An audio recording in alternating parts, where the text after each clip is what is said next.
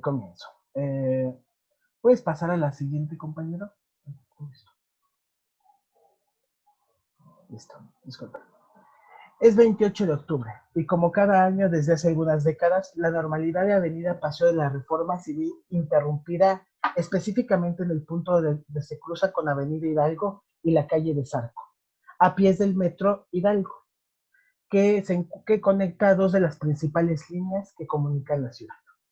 Esto sucede no por algún concierto, evento cívico o manifestación de alguna facción política, sino por una fiesta religiosa, en honor al patrón de las causas difíciles o perdidas, San Judas Tadeo. En 2019, esta fiesta congregó entre 20,000 o casi 98,000 fieles, dependiendo la fuente periodística, ¿no?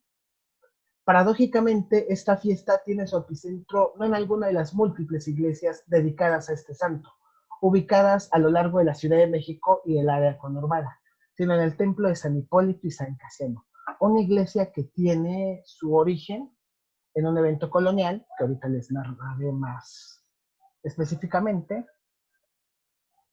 Bueno, eso es. Y esta fiesta llamada de interés principalmente de antropólogos por los grupos sociales que intervienen, ¿no? Son grupos periféricos, grupos marginados que acuden a este santo, ¿no? Y también porque las versiones, mejor dicho, las teorías que provienen desde Europa consideran que este es un periodo de laicidad. Entonces, en teoría estaríamos avanzando a que cada vez las religiones perdieran más poder, pero se dan estos fenómenos masivos en un espacio céntrico, entre comillas, etcétera. Entonces esto llama la atención. La siguiente, por favor. Pero yo quiero abordarlo más desde la historia, ¿no? Un poco la relación entre San Hipólito y San Judas, qué es lo que hace que este santo se apropie de este templo, ¿no? Y manejo la siguiente hipótesis, que el culto a San Judas genera un proceso de resignificación del templo de San Hipólito y San Casiano. Y este pasa de ser un espacio de las élites a un espacio que ocupan grupos periféricos y que a través de la fiesta religiosa se apropian de él, ¿no? Adelante, cuando describo un poco la fiesta, hablaré más a profundidad de esto. Pero como esta es una versión un poco histórica, iré de forma cronológica. Habrá momentos, porque esto es una temporalidad muy larga, dejaré algunas lagunas, habrá algunos eventos que me falte explicación más profunda, más que nada. Este es un resumen y no va a durar 8 horas, ¿no? Iniciaré hablando sobre los santos. La siguiente, por favor. ¿Quién es San Judas Tadeo? Según textos como la leyenda dorada de Santiago de la Vorágine o la historia eclesiástica de Eusebio de Cesarea y la tradición católica en general, Judas Tadeo es hijo de María Cleofas, sobrino de María y primo de Jesucristo, es de su familia, de su círculo cercano.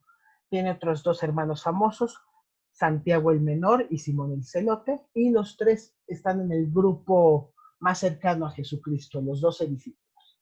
La siguiente, por favor.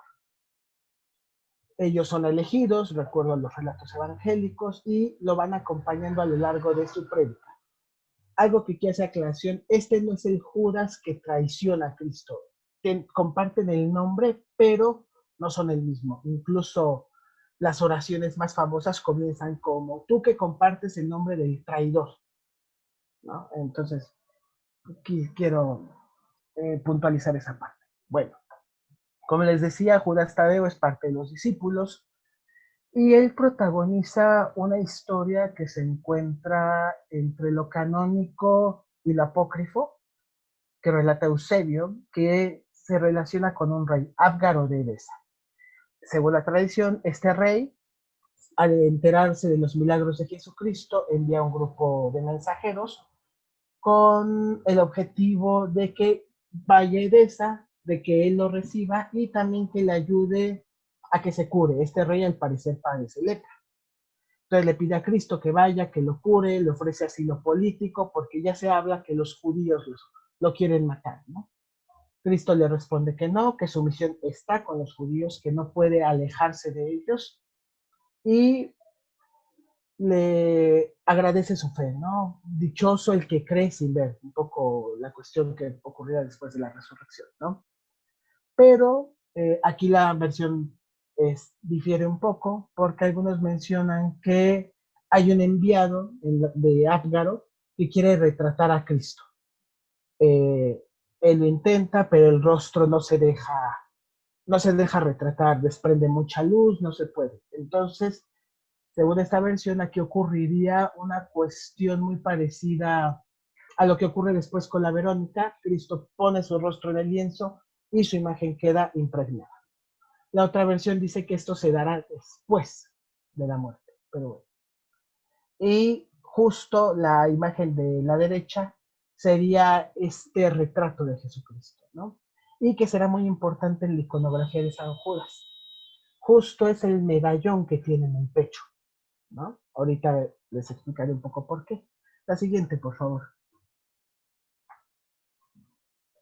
Bueno, tras la muerte de Cristo y su resurrección, Tadeo es enviado a Edesa a reencontrarse con este rey.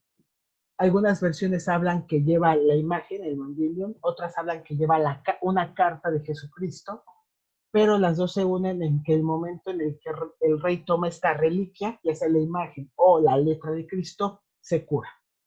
Esto hace que se convierta rápidamente y incluso que hable de sus deseos de destruir Jerusalén, ¿no? Esto obviamente, los textos surgen en una época ya con un alto antisemitismo, la Edad Media, y que se les comienza a culpar a los judíos de la muerte de Cristo, pero esa es otra historia. Entonces, ya como que se oficializa el cristianismo en Edesa, supuestamente, y a partir de ahí Judas puede trasladarse a otros puntos y se comienza a mover hacia Oriente Medio, hacia Babilonia. Allí comienza a realizar una serie de milagros. Uno de ellos consiste en que se escapan un grupo de tigres y él los apacigua y evita que ataquen a la población, o que estaban acusando a un diácono cristiano de una violación y él a través de hacer del poder de Cristo y de hacer hablar a las personas hace que se le absuelva. Esto rápidamente genera furor y genera que la gente se convierta al cristianismo masivamente, ¿no? Ya saben que en esta época siempre se hablan de enormes cantidades, ¿no? Se habla de 40,000 personas que se convierten. Esto obviamente hace que los sacerdotes persas, ¿no? Los magis se molesten y decidan conjurar en su contra para asesinar. Cuando llega a Samir, se le aprende, se le acusa de una serie de cuestiones y se le lleva a un templo. Al entrar está lleno de ídolos, ¿no? De imágenes religiosas persas, y él también aprenden a su hermano, ellos sienten que están llenas de demonios y comienzan a exorcizarlo. Bueno, a sacarle los demonios, ¿no? Entonces estas imágenes comienzan a caer, muy parecido al relato a la huida de Cristo a Egipto, por ejemplo, que también caen ídolos. Esto hace que los sacerdotes se molesten porque creen que ellos tiraron los ídolos manualmente y a Judas lo agarran a porrazos, literalmente, ¿no? Lo comienzan a golpear con una serie de mazos hasta que lo matan.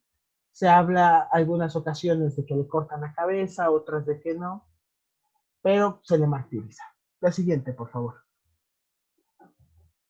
Esto posteriormente hace que Abgaro, mejor dicho, Abgaro al enterarse, ordena traer las reliquias y ordena que se le retrate. Al momento en que se le va a retratar, no tienen un modelo, una imagen, entonces es primo de Jesucristo, son parecidos, entonces supuestamente se usaría la imagen de Cristo para retratar a San Judas. Bueno, en el canon bíblico, Judas también tiene una participación, tiene una carta muy pequeña a finales de la Biblia, son unas 2, 3 páginas, que fue incluida en el concilio de Nicea, ¿no? Entonces también está presente ahí, es un personaje importante para la religión católica, especialmente. Y Pero la cuestión de las causas difíciles no vendrá hasta la Edad Media, con Brígida de Suecia, que es una mística y que en uno de sus contactos místicos, en una de sus visiones, Cristo le dice que si tiene una causa difícil, se advoca a San Judas, le reza a San Judas. Ella lo escribe y se le comienza a dar este patronazgo, ¿no? La siguiente, por favor. Toda esta historia se las conté un poco para ver cómo de la iglesia se acerca a grupos que hoy llamaríamos heréticos, ¿no? Esto hace que por un momento se le saque del grupo católico. Él escribe una serie de textos apologéticos porque también tiene una serie de conflictos con la élite, pero al final de sus días se reconcilia, antes de martirizar, se le reconcilia, mejor dicho, y se le vuelve a unir al catolicismo, ¿no?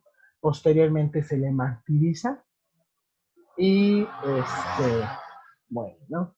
Algo que también debo mencionar, antes de ser sacerdote obispo, él es un soldado. Incluso se menciona que algunas versiones que él cuida a San Ireneo, que es otro, y que lo convierta al cristianismo, ¿no? Rescato esta advocación militar por lo que vendrá después, ¿no? Bueno, y ahora, ¿qué hace este santo romano del siglo segundo en un templo del siglo XVI? ¿Por qué se le elige a él? La cuestión es más que nada calendárica. La siguiente, por favor. Y tiene que ver con el periodo de la conquista. La siguiente, por allá.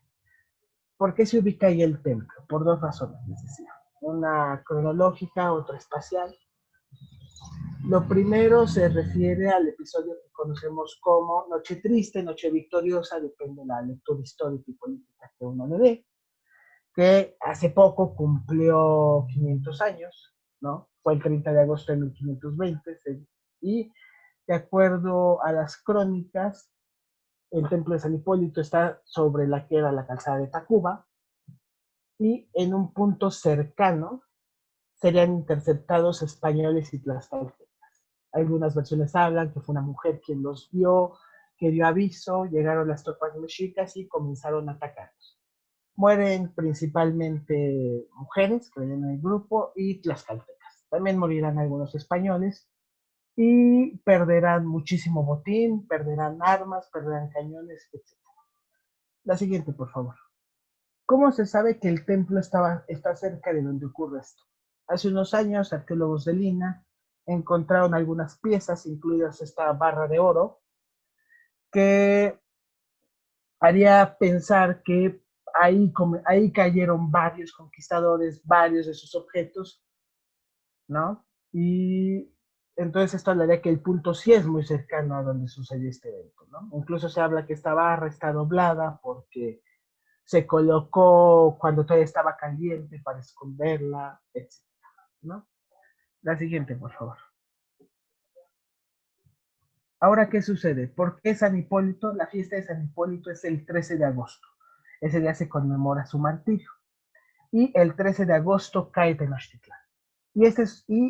Y San Hipólito aparece en las crónicas. Un ejemplo aquí a Bernal Díaz que dice: prendióse Guautemus y sus capitanes el 13 de agosto a hora de vísperas, en día del señor San Hipólito, año de 1521 años, gracias a nuestro Señor Jesucristo y a Nuestra Señora la Virgen Santa María, su bendita Madre. Amén. ¿No? Ahí está San Hipólito. Cortés también menciona: cae la ciudad en el día de San Hipólito. Entonces se comienza a relacionar este santo con la conquista. Es el santo en que su día se conquista, se logra la victoria sobre los mexicas. Es una campaña muy difícil para los españoles, en un territorio inhóspito, en episodios como la Noche Triste, donde creen que van a perder, entonces es el momento de alivio, de victoria. La siguiente, por favor. Entonces, muy rápidamente se decide construir una ermita en honor a los mártires que caen en la Noche Triste, ¿no? Y se decide que la advocación sea San Hipólito. ¿Por qué? Porque es el santo uno de los santos de la conquista, ¿no? No tendrá una participación tan importante como Santiago, que aparece en varias ocasiones luchando, pero sí está en el discurso, ¿no?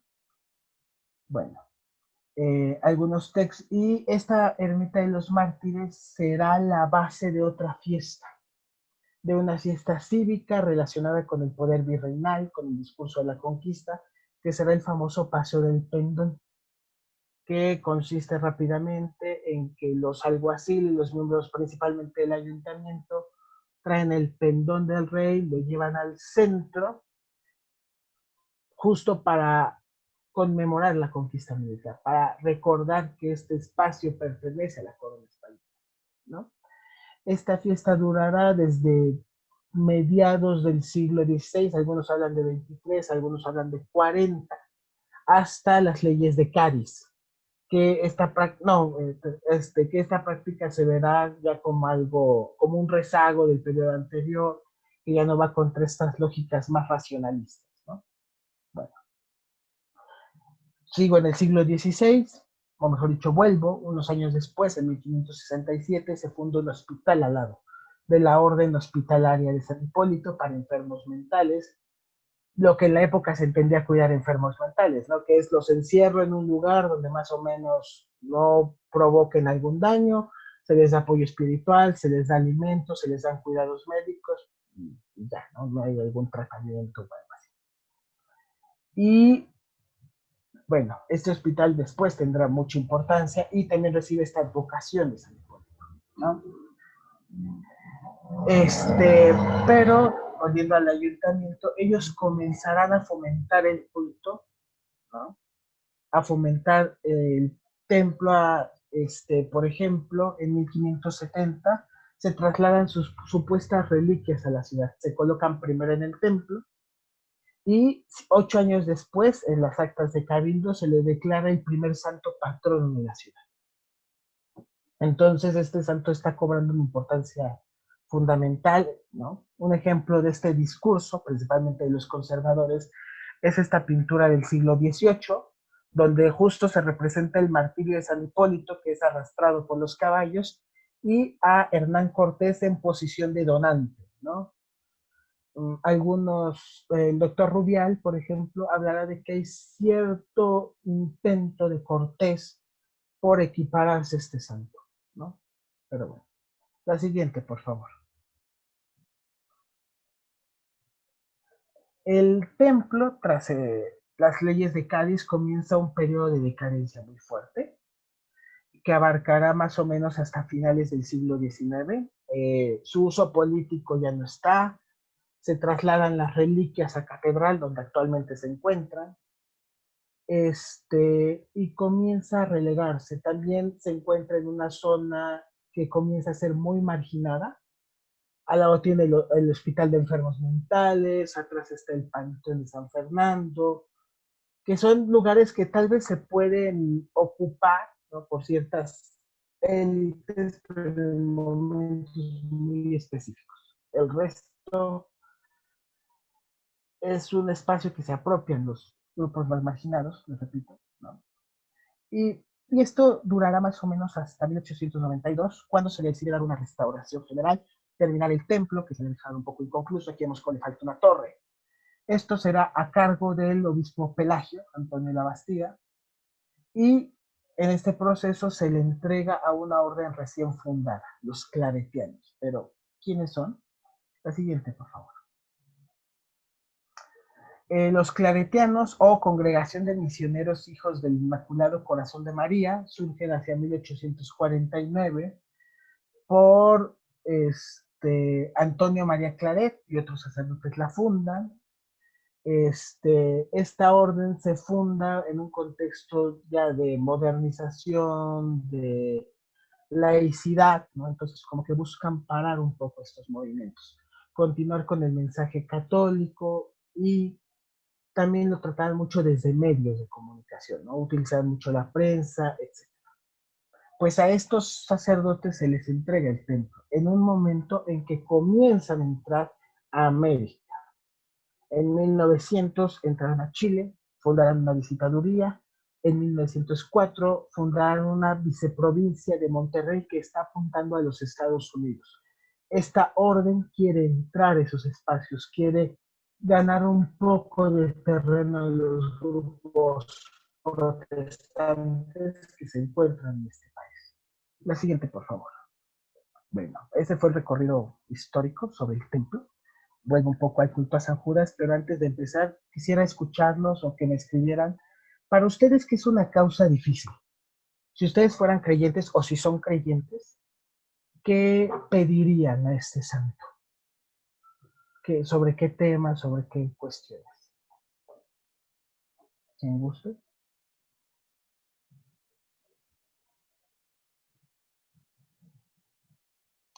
Ay, hola. Compañera. Pues, bueno, no sé exactamente a qué te refieres con una causa difícil, así que a lo mejor lo que voy a decir pues es muy errado, ¿no? Pero pues yo a lo mejor pediría algo que creo que está en la mente de muchas personas en este momento, que es que simplemente acabaran los feminicidios, por ejemplo. Sería como lo primero, o sea, si supiera que hay una fuerza divina que puede terminar con algo, eso es lo que yo pediría, pero no sé si eso entre, por ejemplo, en lo que tú nos estás contando.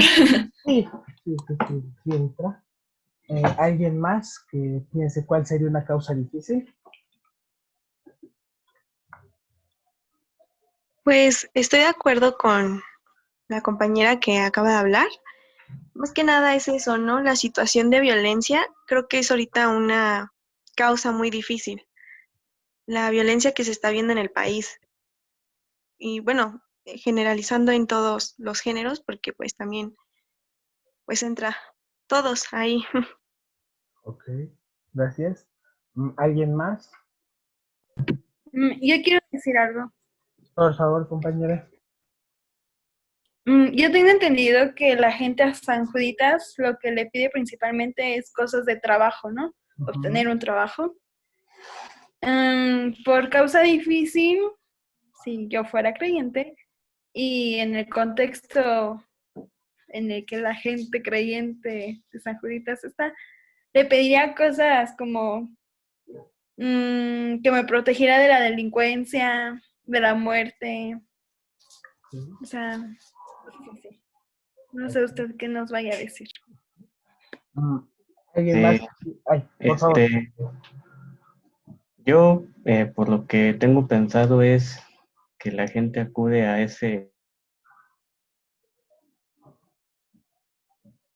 ahora sí que a pedir ayuda a situaciones en las que uno no tiene,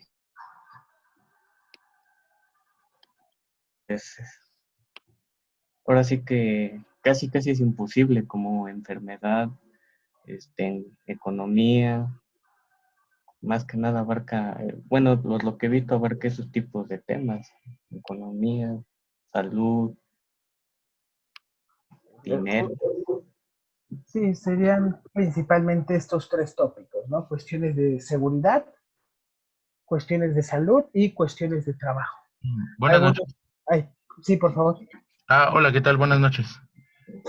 Nada más para complementar, como decía el compañero, creo que las causas difíciles son más que nada aquellas en las cuales no tenemos control o no tenemos una forma de encontrar solución por nosotros mismos. Es decir, que se lo dejamos a la suerte, digamos. Un decir, no sé, una situación de que está en peligro el empleo de alguien, pero no es porque nosotros quizás seamos malos desempeñando cierta tarea, sino que, no sé, alguna clase de que, no sé, le caemos mal al jefe o ciertas situaciones así en las cuales somos incapaces de mover las cosas. Creo que esas son esa clase de causas difíciles por las cuales las personas depositan su fe en este tipo de santos y demás. Muchas gracias. ¿Alguien más que quiera comentar? Este, yo quisiera hacer una pregunta. Sí. Una causa difícil puede ser tomada de forma personal, o sea, algo en beneficio propio, y también puede ser tomada como algo más general, como para una colonia o un país, o perdón, Sí, sí, ¿o qué más, compañero? No, eso es todo. Ok. La pregunta. Pues en ese sentido, sí, más que nada comunitario, y en este caso podría ser que una comunidad le pida en conjunto al santo o que uno personalmente le pida, pero principalmente sí se relaciona con acciones sobre uno, ¿no? El santo intervendría directamente sobre la vida del que está pidiendo o sobre su círculo más cercano, su familia, sus amigos, ¿no? Su pareja, etcétera. Este, ¿Alguien más quisiera comentar algo? Creo que no.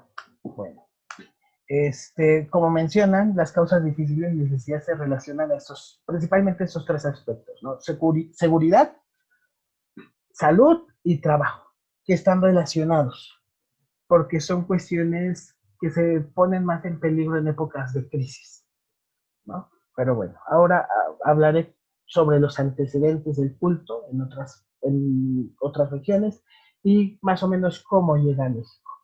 Por favor, compañero. Bueno, parece ser que el culto, o al menos la versión oficial claretiana, habla del origen del culto en Chile. En México ya hay otros antecedentes, por ejemplo, autores como Guillermo Prieto mencionan que ya hay un culto de ciertos sectores o que ya se le dedican rezos a San Judas para situaciones complicadas.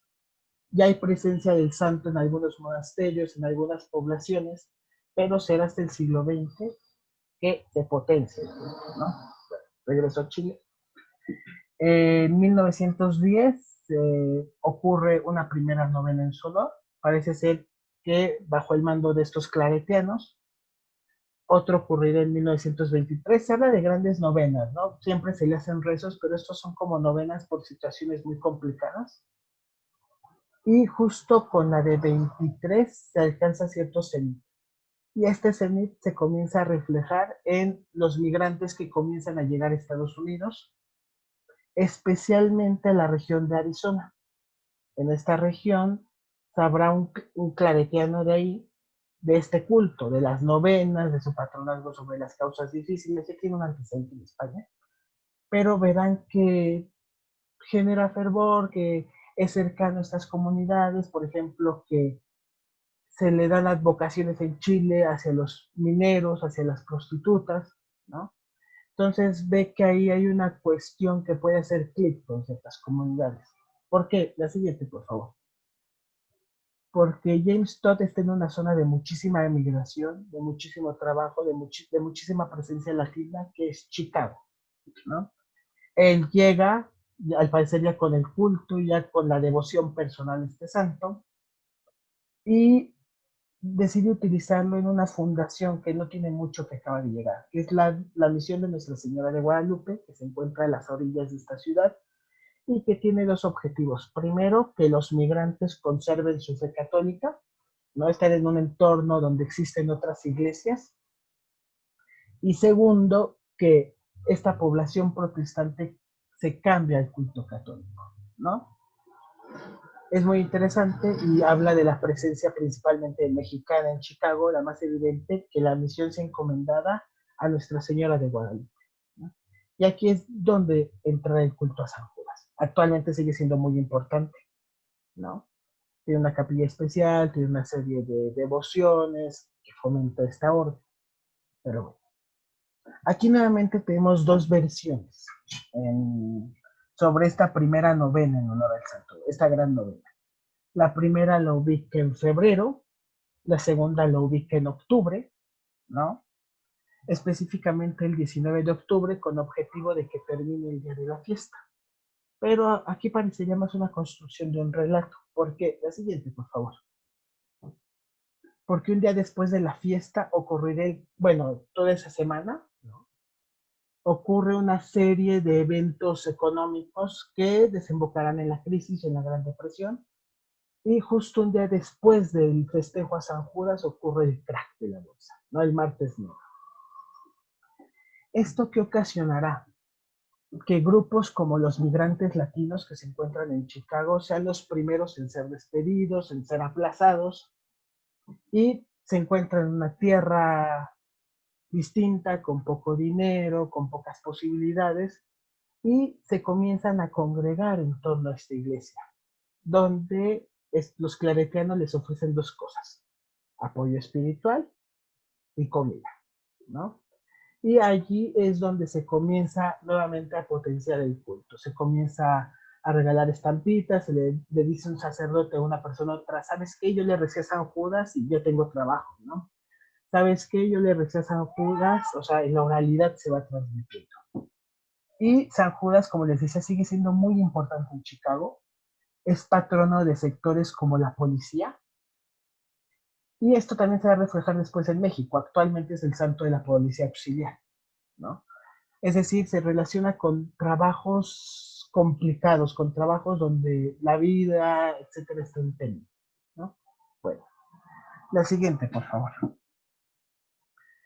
¿Por qué estoy hablando de Chicago y todo esto? Porque parece ser que el culto ya bajo esta concepción claretiana, ¿no? Ya enfocado a estos sectores, comienza a llegar con los migrantes que vienen de regreso.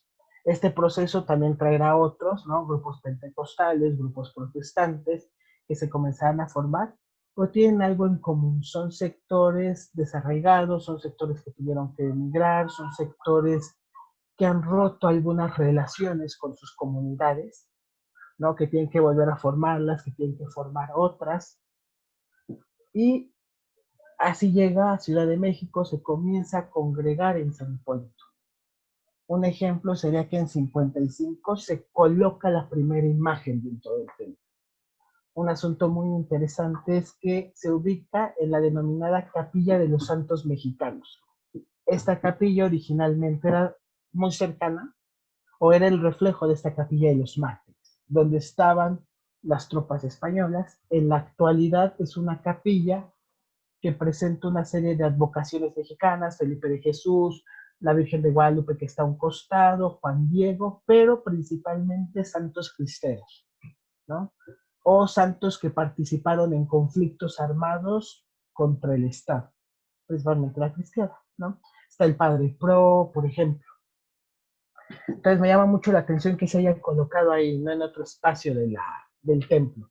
Pareciera que el discurso de los santos es volver a este santo mexicano, ¿no? Que quede en que se le ubique dentro de este panteón religioso mexicano, ¿no? Pero la siguiente, por favor. Esto cambiará en los 80s, cuando se realizan las esculturas actuales. Es la del centro, San Judas, pero pareciera aquí que la orden ya busca que el templo se le advoque principalmente, ¿no? A San Judas. ¿Por qué? Porque las otras dos imágenes, San Hipólito y San Casiano, los otros dos patronos, los patronos originales, se les ponen los colores de San Judas, el rojo y el verde, del San Judas chileno, ¿no? Y pareciera que ya se está montando para que San Judas tenga el lugar principal. Estas son las imágenes y un poco, abriendo un paréntesis, reflejo de este olvido por San Hipólito y por San Casiano es que casi no hay fotos de ellos en el altar principal, ¿no? Estas son del Facebook oficial del templo, que en una publicación del 13 de agosto, muy interesante porque terminaba diciendo: y ahora su templo es el hogar del culto a San Judas, ¿no? Hipólito y Casiano, háganse para allá, por favor, que San Judas es la figura principal. La siguiente, por favor.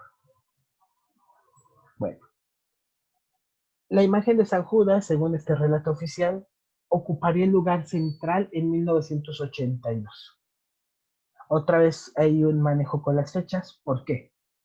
En 82 inicia una crisis económica en México, relacionada principalmente a caídas de precios del petróleo, a una creciente deuda exterior, y que va provocando una serie de procesos, ¿no? Devaluación, inflación, desempleo, malestar social, que al mismo tiempo, ¿no? Digo, están sus dimensiones macroeconómicas, pero en la vida cotidiana reflejan otros. Las familias comienzan a tener mayores conflictos, los padres pierden fuentes de manutención, tal vez los hijos comienza a ser más difícil que vayan a la escuela, etc. La siguiente, por favor. Justo esta cuestión y en estos fenómenos que impactan más a la vida cotidiana, que van generando mayor delincuencia, tanto esto que se le llama organizada, como más cotidiana, ¿no? Un asalto, que te bolseen, etcétera. Comercio informal y nuevamente migración hacia los Estados Unidos.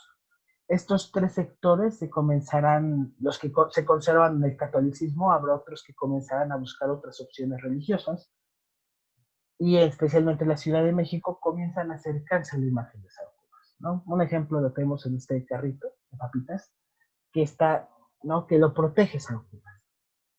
Bueno, como les decía, en 82 reemplaza a Hipólito en el centro del altar y el templo pasa a ser formal e informalmente la iglesia de San Judas, ¿no?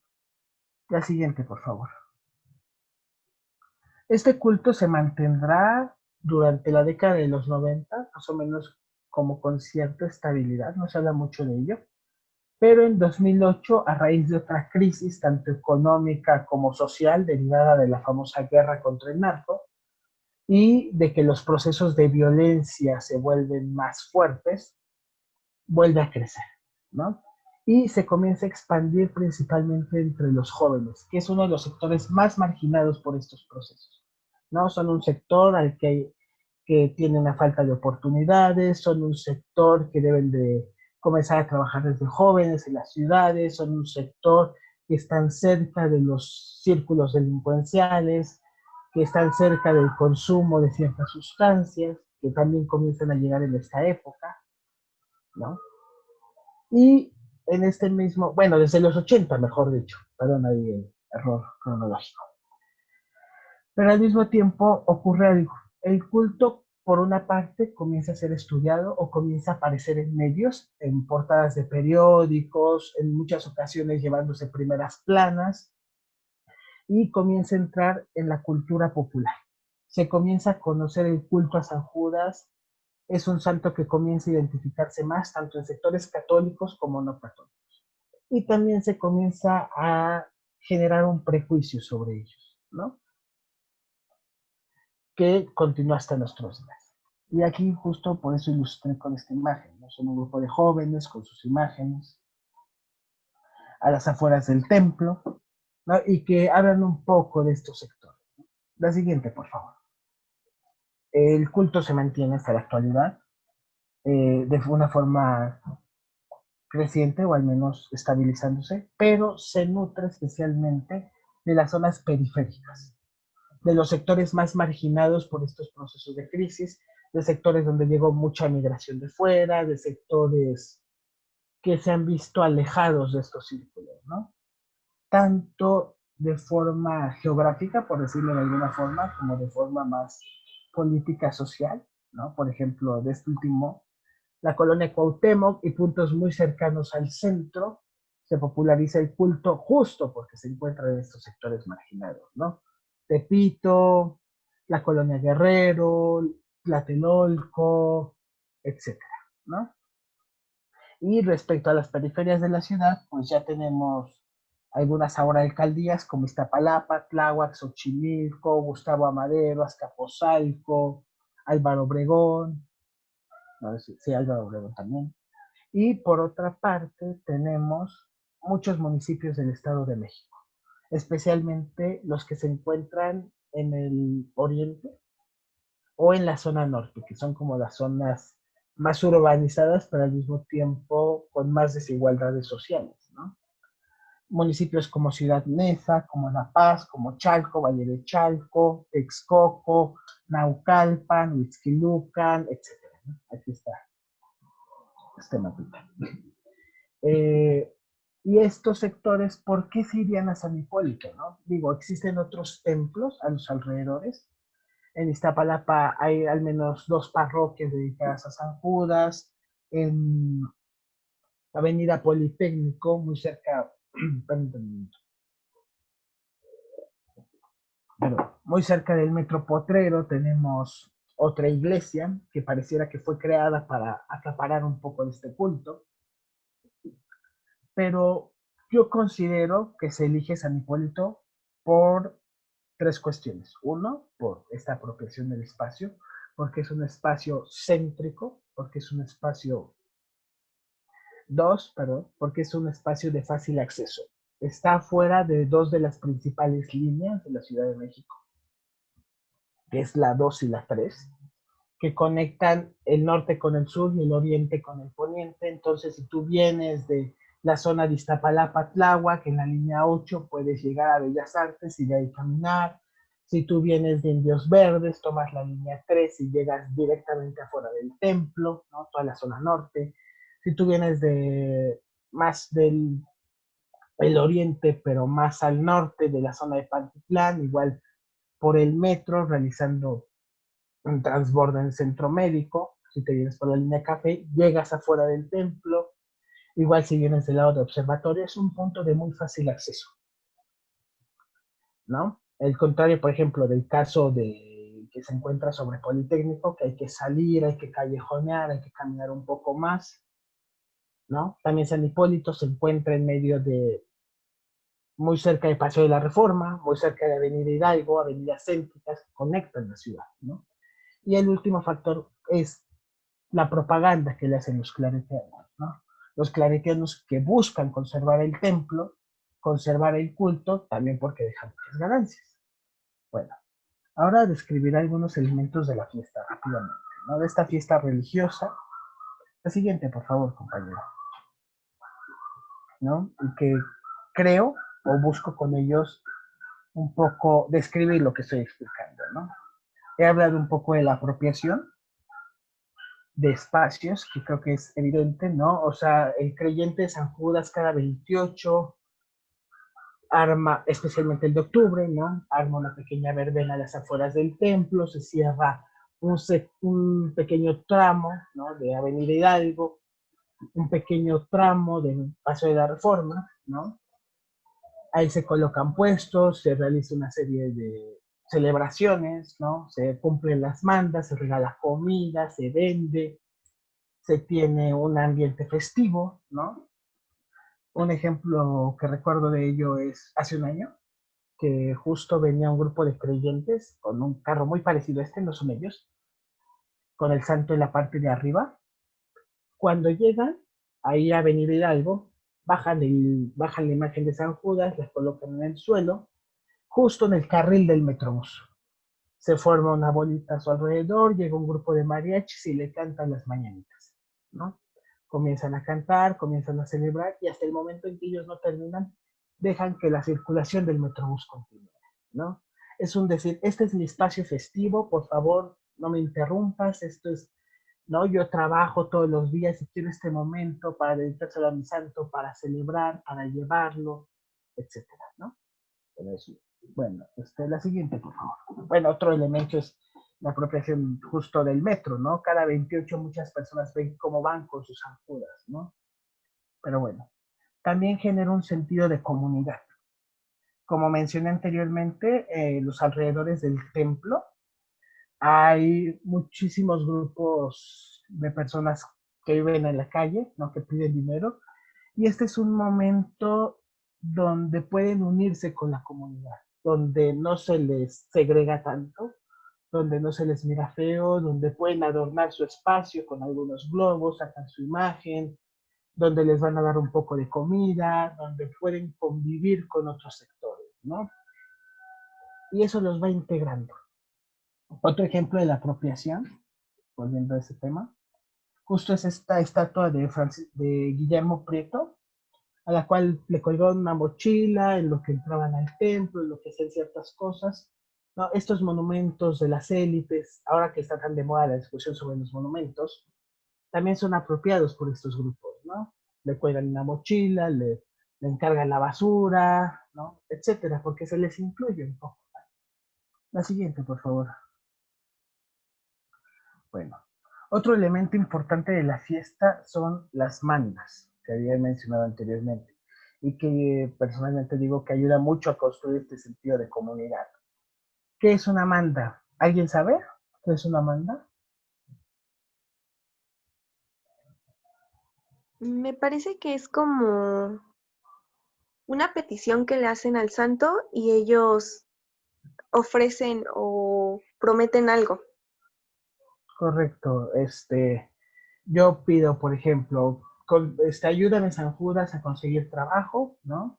Y a cambio, durante varios 28, yo traeré imágenes para los creyentes, o flores, o fruta, o agua para los peregrinos, ¿no?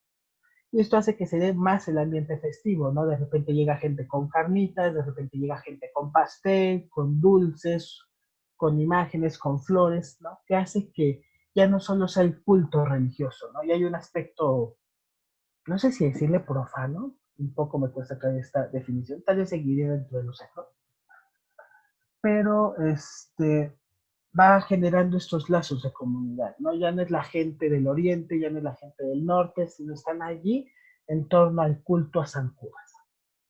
Bueno, otro aspecto que es de los que más llaman la atención es la cuestión de las imágenes, tanto de bulto como de la gente que se viste, ¿no? Algunas interpretaciones antropológicas apuntan a autores como Fraser, ¿no? Esta cuestión de la magia de contacto o de imitación. No sé hasta qué punto realmente se podrá todavía explicar bajo estos preceptos decimonónicos, pero al menos hay una apropiación del santo, ¿no? Nuevamente.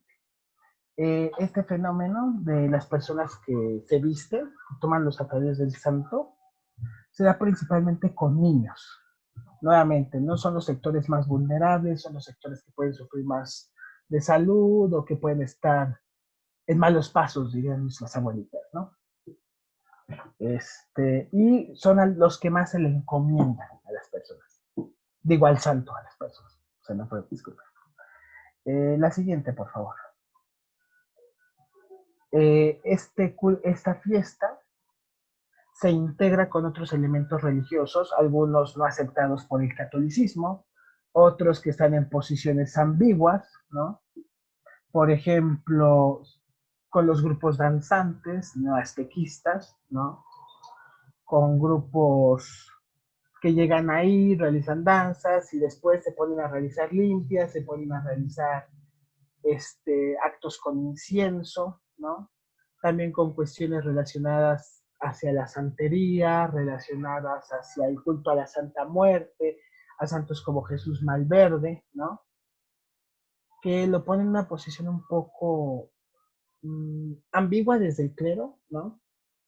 Pero relacionada a estos fenómenos tanto de lo que se define como religiosidad popular, como a estos fenómenos de capitalización de la fe, ¿no?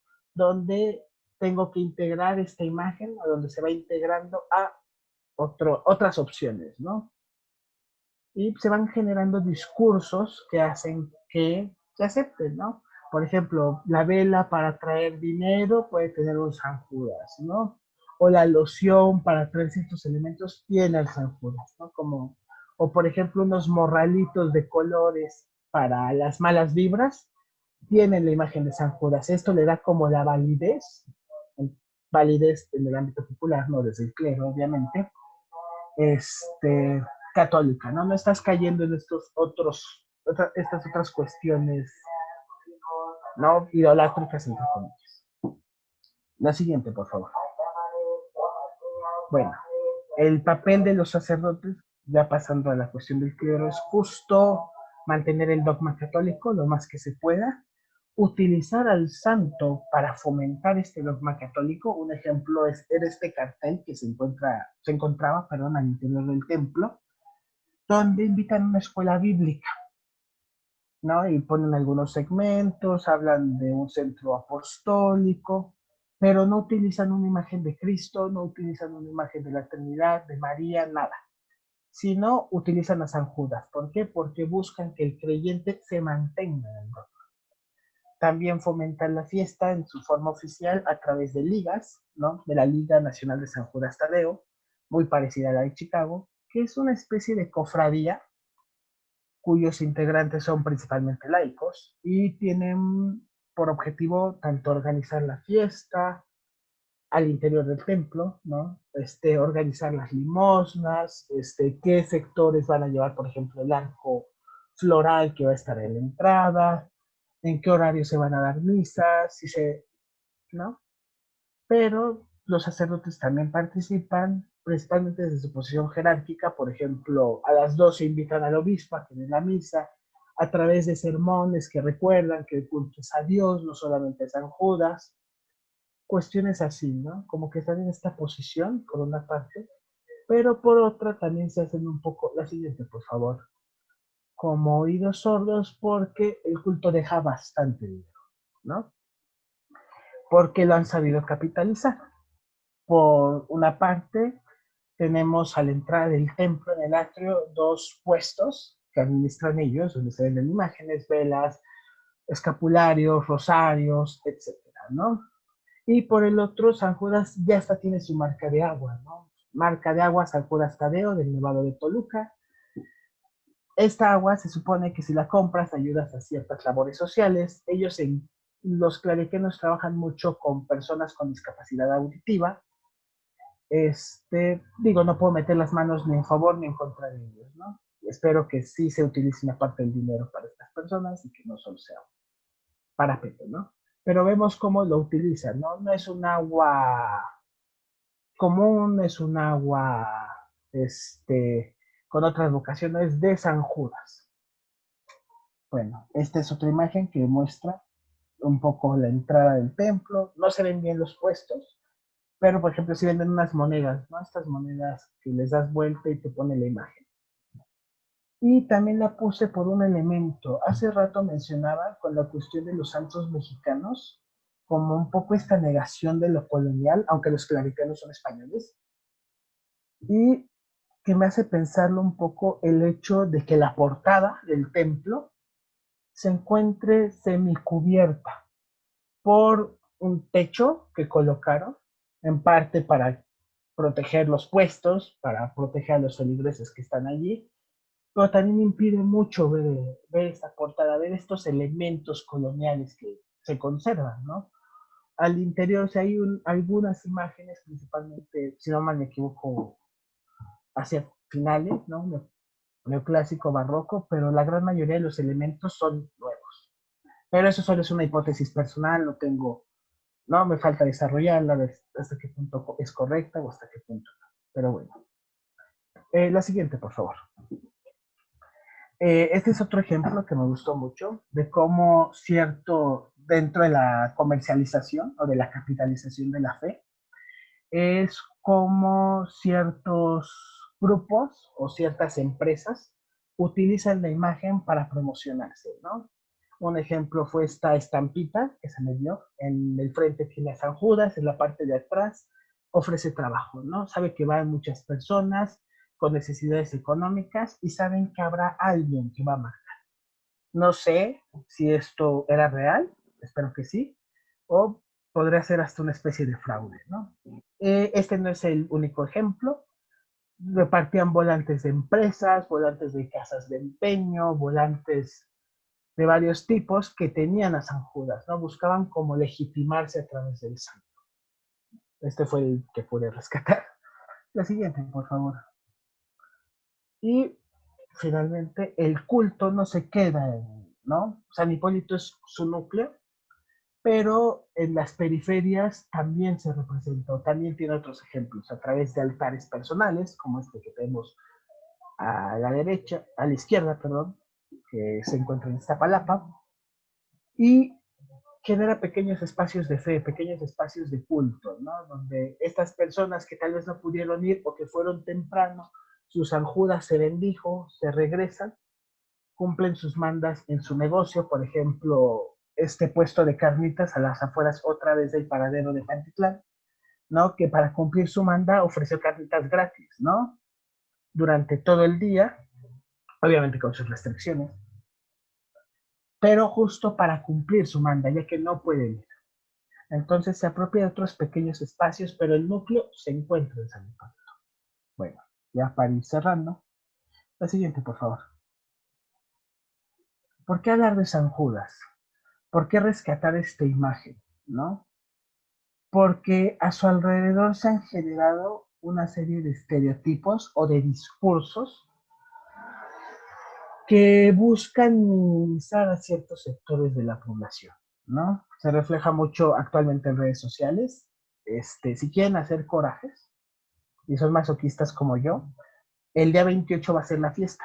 El día 28 el templo va a estar cerrado por la situación actual de la pandemia, pero probablemente habrá grupos de fieles que lleguen a las afueras para recuperar este espacio, para cumplir su fiesta. Lo han venido haciendo durante todo el año y seguramente habrá comentarios de lo más despectivos, ¿no? Digo, quiero poner esto como una problemática social que no solo se quede en la cuestión erudita, ¿no? No solo venir aquí a dar unos datos, sino que tengan esta pequeña utilidad de llamar la atención sobre estos discursos. No digo que ahorita nos volvamos creyentes y todos vayamos y tengamos nuestros San Judas y lo haremos, no. O tal vez sí evitarlos y generar cuestiones desde lo personal, o si se quiere ya en la participación política, social, que ayude con estas brechas. Pero bueno, explico un poco estos discursos. La imagen de la derecha justo busca retratar al creyente de San Judas, ¿no? Un joven, drogadicto, monoso, que no se sabe vestir, que trae ropa entre fayuca, entre imitación, ¿no?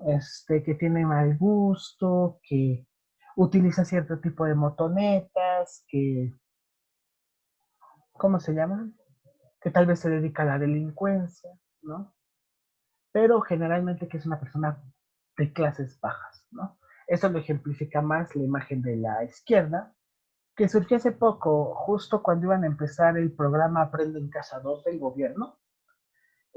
Alguien subió esta imagen hablando de los dos Méxicos que entran a clases, ¿no? Las clases, vaya la redundancia, las clases bajas, las clases medias, altas, que tenían oportunidades y no.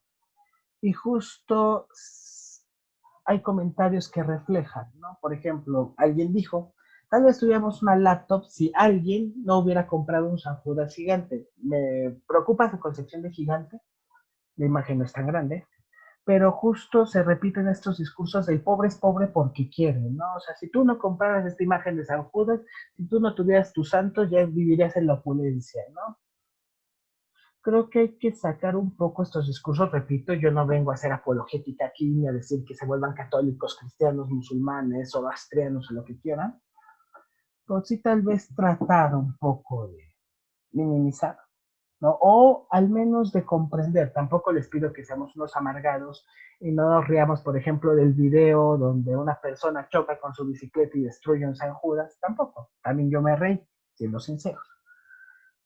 Pero cierro un poco con la cuestión de la comprensión, de que sepamos por qué surgen los cultos, por qué se apropian, por qué se toman ciertos elementos, por qué ciertos grupos escogen una imagen y no otra.